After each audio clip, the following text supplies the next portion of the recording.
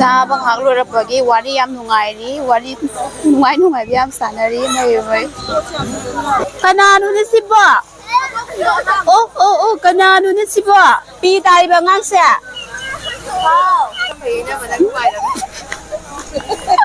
malan be wani si di khambra yum da ne si ya di khambra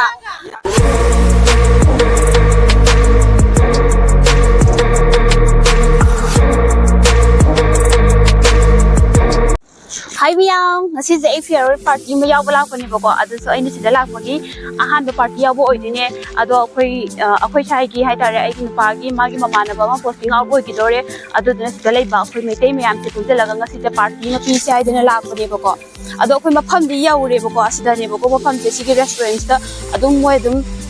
kay hay tare sida dum order taw ke ba puna do akoy na thobu thakwa ke da taw tre moy da dum order taw thokre bako akoy ju wai sange aduga haji sida mu mi su pak sudri bako adu naina mi sudri sida hai tana sida oina video se laure ba yum da laur ka ta bani bako adu yum da laur ka ta laur tre la bi da gi oina mafam se gi oina laure adu ai horen si manung sida sanga ga ju ai dum uchara ke bako kamai na sem ge ha ba do yam phajaba thi ba ha ba dum di adu ji mayam yok ni ne ai ni hai bangam ja tre adu yeng ji bako manung sida kayam kamai tar ga sem ge ha ba ju adu ga mi ai horen laur pudi do haji ki budi sara ko laur ga ne ai horen mi mu complete sura kan da mu phajana laur ke adu ga ai na ngasi la ai se ko ai gi di mu AHANBA su oi bani AHANBA ha ba di sida la ko gi AHANBA oi bani na la iba lei iba mi sim ja ai gi di pura anau bani ba khangna du se adu da ai horen kamai tar ga masa khangna gi ha ba su ai yeng jera ke ko mayam do jera ke ado ai ngasi phane mapan hai ba se lei je ko hai mayik nai ba se lei se ai ngasi na AHANBA ne ba hai di atai matam da di meeting a ta kun boy tar su ai angang pik pani ne angang mata sem bani na isa thopo ju phajana nga mak ge adu dai phane mapan hai ba na ta ba atopa thuba jam ba dum ya ba normal hai tari ko adu mu doi na dum se chai ba ko adu ngasi de mu ai si joi ne se chare hai kai hai di ai gi isan pa do ngasi mama goi thana mai ba ai ma purak tre ba ko adu ma sin ngai to ga ne khan bane adu ngai de to tre adu ngasi la ai se ai gi husband ga khatang la ko ne ba audra mayam pun ba sida so ai mapda ngai ba se ab da set ri hai na ngasi mai to ga set la ko si gi phi je ne khambra ai ni he lu hong ko da gi ne ai in ba phang dri ba adu ngasi na first time ne ai ni il se adu no yam harawe kai gi no ha de ne mayam tim hai ne ba e ma gi phi le ra ga in dri je kai gi no khalam ne ba ko atai gem ta na te ba ai je ai ni he lu hong ba loi ba ga ne corona mu lak sale corona lak pa gi ma pal pan thoba ga im dong ya je na ko au da gi de mu ai gi isan pa phang jare isan pa phang da gi ai na da ko ina hospital da lei rui ba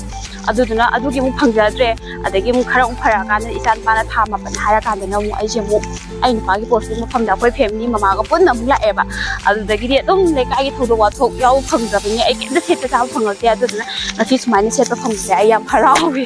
smai ni pa chi ga yau ba ji ji yam phara wi cha ba ho do re cha ba ho na ba phara la e cha ba ho na re mai anga ga se cha ho re cha ni sa ba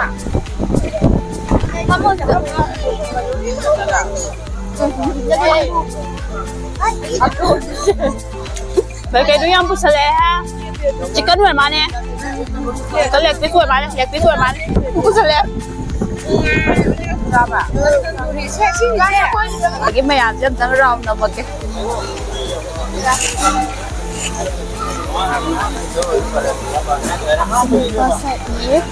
Ako rin ni sina atopa side ke jo birthday party yung lei hai na moi selli ba ko adum thangna na to punjal laman chabulor ko ni loi sure ko ngasi gi complete ore first round gi chabul ore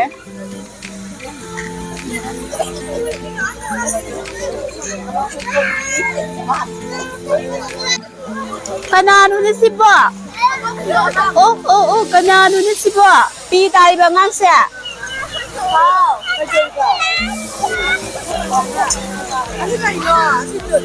tap tabi da ba tom ta pi ta ni yang anu sidrim ya emma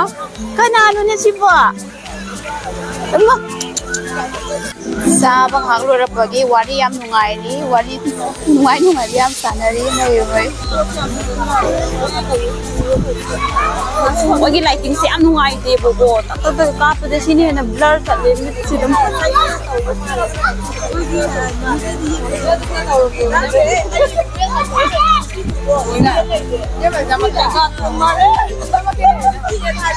Reels naminera sa tawri tayo.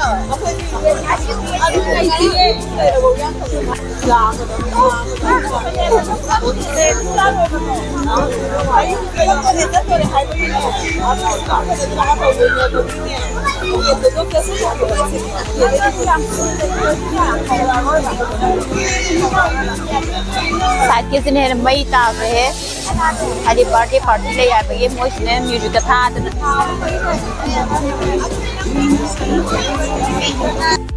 Sangai boy na ko diwati wala kaya nga nazari ni pinga sa tumbay na ano maniya sunung ay puni ko kamu singin pa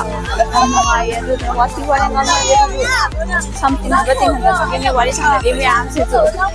ako yung tista na napaputok ko re do na arrange to ko ba re kamu di sabay ang play na managmay na Malan be wale si di kamra yung na siya di kamra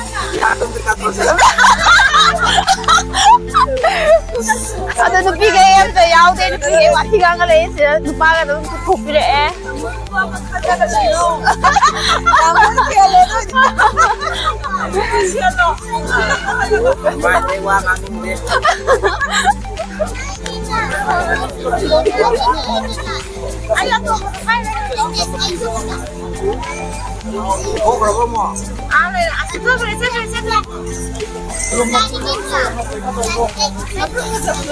Sisi kalau sih, apa sih bro? Obrang. Sila ini mau kita isap hina dulu hina roy dulu di thang deko. Chicken ni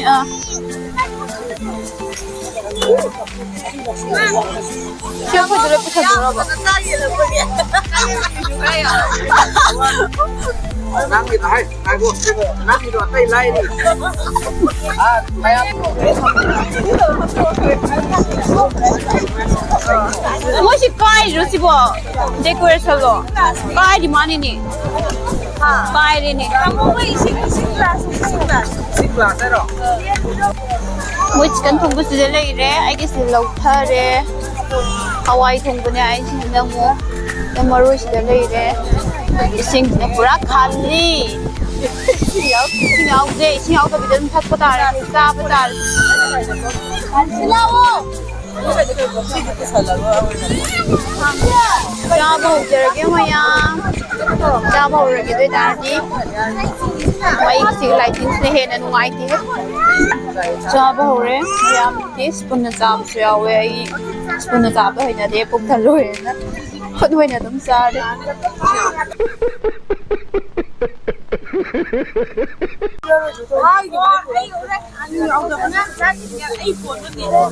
Tôi cha bao giờ em hay thế, ai cũng tara mà khai ta sẽ lệ vào bò thôi, kiếm ra lệ vào. Nhưng bây giờ ăn cái món bánh này đi ăn thử cho anh nghe.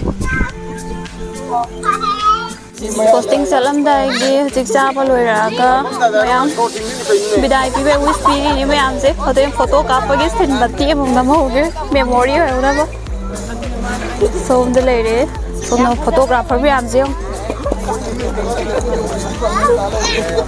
So ना कोई को मने audience में सीना.